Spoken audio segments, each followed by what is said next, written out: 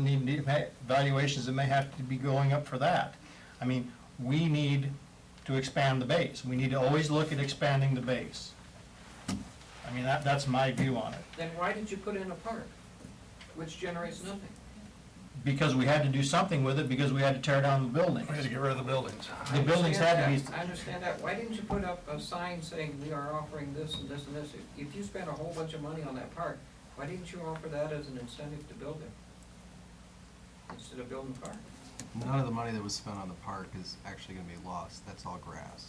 So, the demolition is the only cost that was incurred in The the what? park. I can't hear you. The demolition is the only thing that was incurred in the grassy areas, so none of the funds that were expended outside Okay. of $3,000 per seed or whatever is But- what was expended. that was all in the demolition of the building. It was all Yes. figured in. 200,000 for demolition.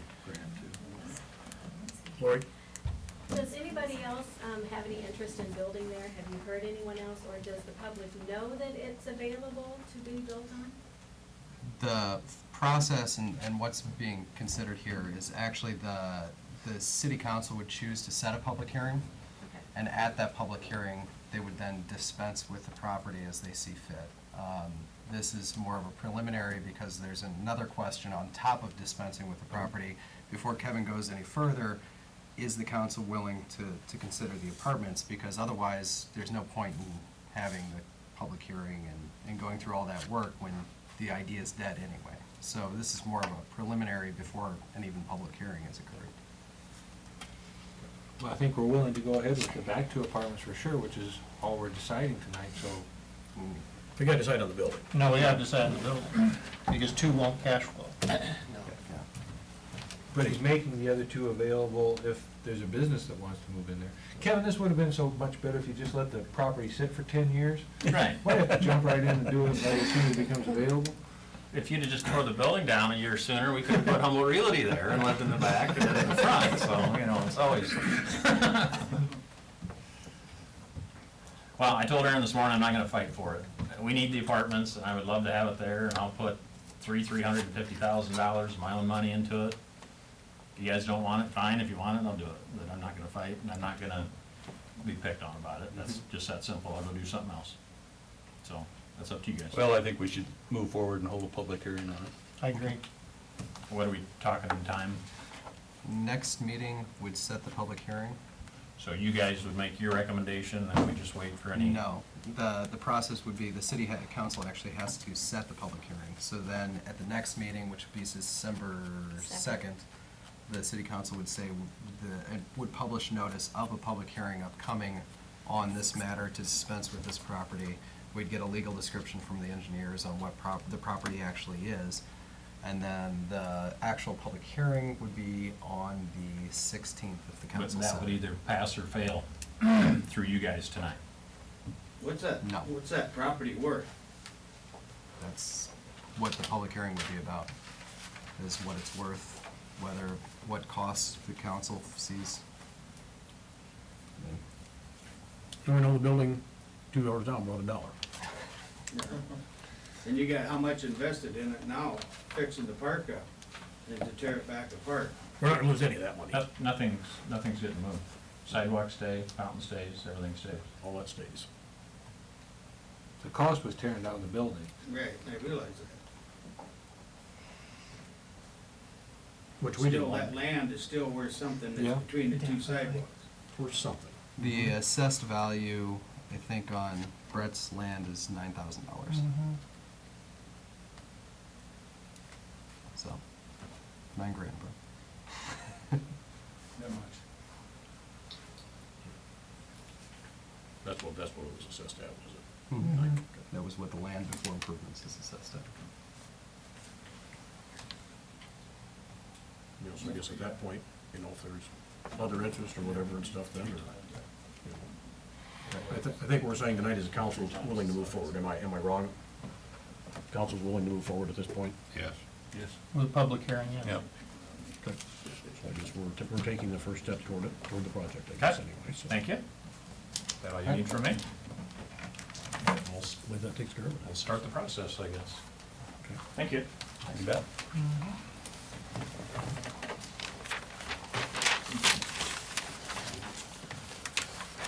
Under new business, we need a motion to approve the fiscal year 2012-2013 City of Humboldt Urban Renewal Report and authorize the city clerk to submit the report to the Iowa Department of Management. This report gives the state information on the city's use of tax increment financing over the last year, the total debt and obligations of the city, and the total debt and obligations that the city has under the current projects and agreements. I've also added comments, the tax increment financing report, providing additional information on how the urban renewal areas have assisted the city in recruiting business, incenting the expansion of existing business, and removing blighted properties, and facilitating the development of new housing stock, and improving the existing housing stock. All of that information is provided to the state in hopes that they will understand that tax increment financing has provided a huge benefit to rural communities. Move to approve. Second. All in favor? Aye. Opposed? And we need a motion to approve the renewal of a Class B native wine permit for Deb Trammell, doing business as Sisters Homestyle Entrees. Everything in order, Gloria? Yes, it is. Approved. Seconded. All in favor? Aye. Opposed? Under a public hearing, this being the time and place for the scheduled public hearing on the submittal of a Community Development Block Grant, also known as a CDBG application, I will open the public hearing at 6:14. Aaron, comments? It's regarding the CDBG Housing Rehabilitation Grant application. The returned applications for the grant were impressive. The city received over 100 returned applications. Many of the applicants, on a first blush, appeared eligible. The area in the grant was narrowed to give the city a higher likelihood of receiving the grant. When I first had this conversation, I had said everything that's part of the original town and is east of 169. That was narrowed a little bit to give a more targeted aspect. CDBG, when they write those grants, they have a higher. They're more receptive to bigger impacts in smaller areas. And I guess with that, Shirley's here also to discuss the grant application. Been sitting too long, Shirley? What? Been sitting too long? I'm old. Oh, I know. Say it straight out. I know that. Well, we had this program before. Well, I don't want to say how long ago, but it wasn't that long ago that we closed it. We just finished the last two, or in the process of finishing the last two for the city's portion that they did. So we still have people asking for programs to fix property up, so we went ahead and sent out the applications, and like you said, we got 133 back. And he keeps sending me more. So I keep telling him. And that being said, we're looking at applying to CDBG. They're due December 11th. We're looking at applying for 10 homes, and that totals for $357,990 we would ask for from Community Development Block Grant funds. We put $24,999 in the rehabilitation of the home, but then we have to have money to put in for lead. I won't say total abatement, we contain, and some things we have to remove just because of the way it is. We have relocation during the lead time, they have to be out of the house up to 2 weeks, as little as less than 8 hours, or up to 2 weeks, depending on the house. We have to, we have the technical services money, which is for the inspector, for having SHPO, all that requirement that they require. And then we have testing funding. So we have all that money, that's why it comes to as much as it comes to. 100% of it will be for low moderate income because it is an income eligible program.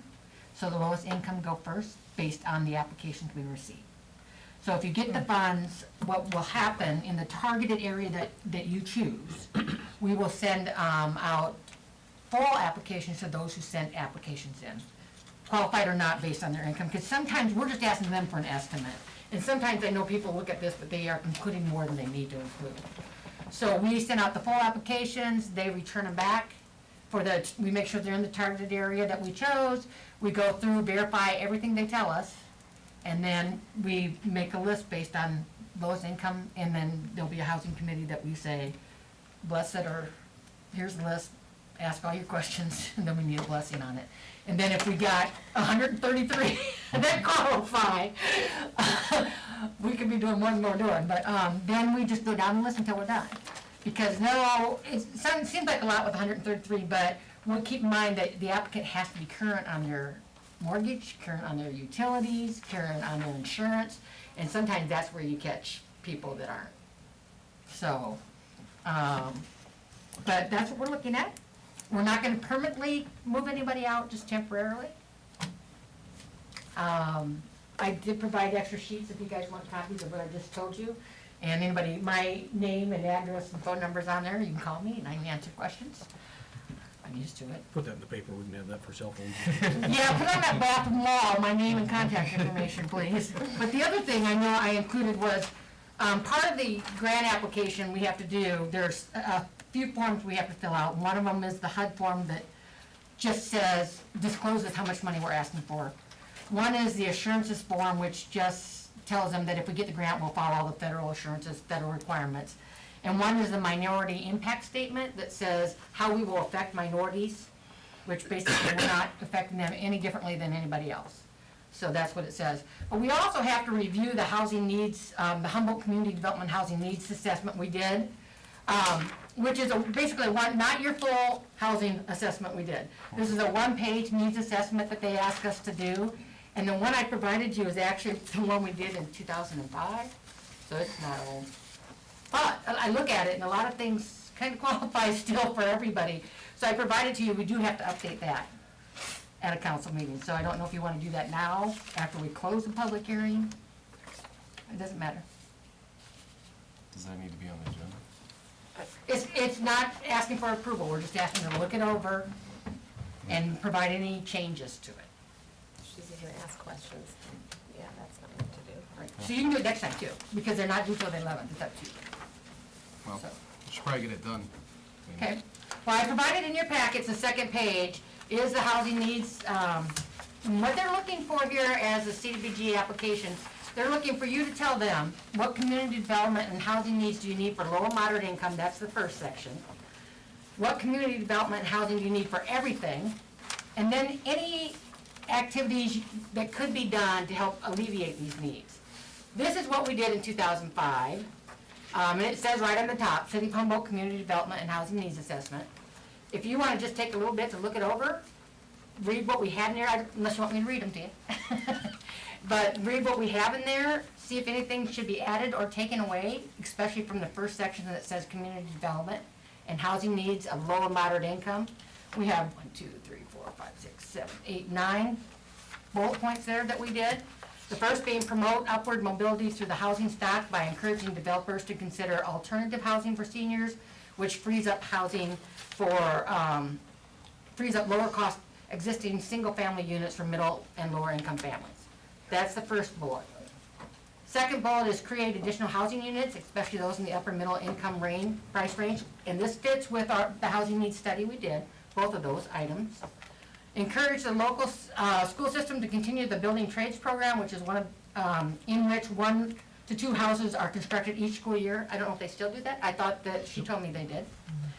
Surveys found approximately, and at that point we had 14%. I haven't figured out the percent yet because we have 393 houses in the targeted area that could use improvement, and we have we list them in 5 different areas. But to get the percentage, I have to figure out how many houses are actually in that area. So I haven't done that part yet because we just did the wind chill survey Thursday. But so we're looking at 393 housing units in that area that could use some repair. It could be anything from just removing windows and fixing up windows and putting in new, to we need windows, we need siding, we need roofs, we need, because it's all based on the exterior of the house, driving by it.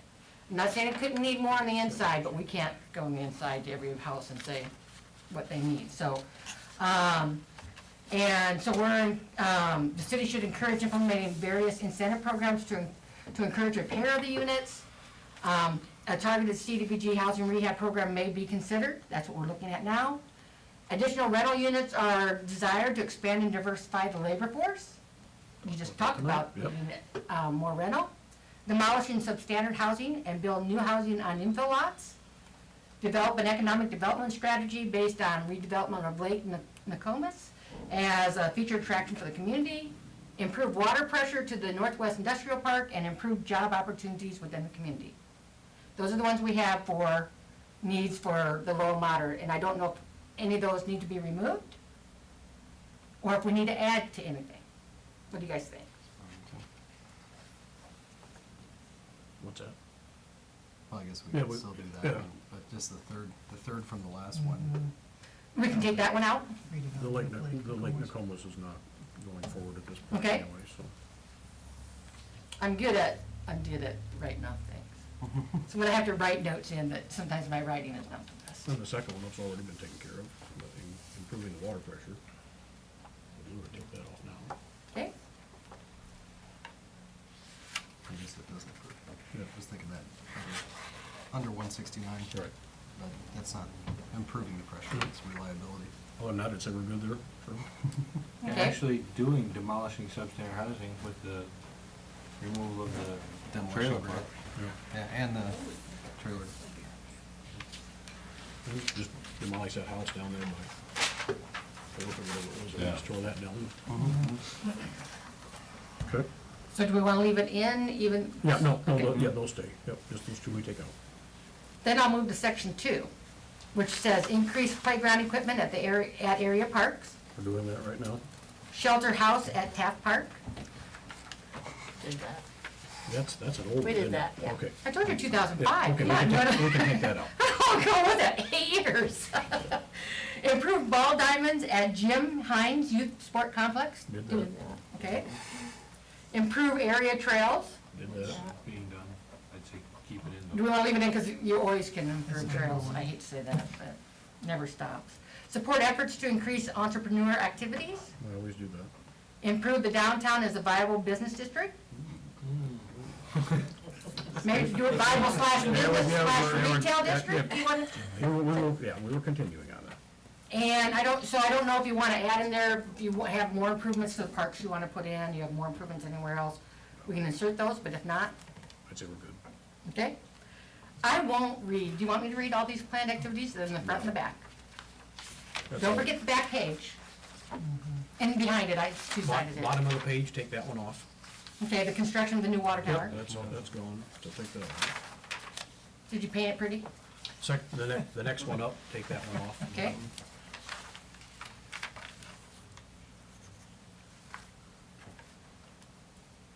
The shelter house at Taft Park is done, right? Do we wanna leave the continue to fund improvements to the Parks and Rec Department and leave them, take the rest off? We're always gonna do that, so. You can take the rest off, the shelter house, the playground equipment, the improvements, that you Okay. can take those off. We're always gonna continue to fund that.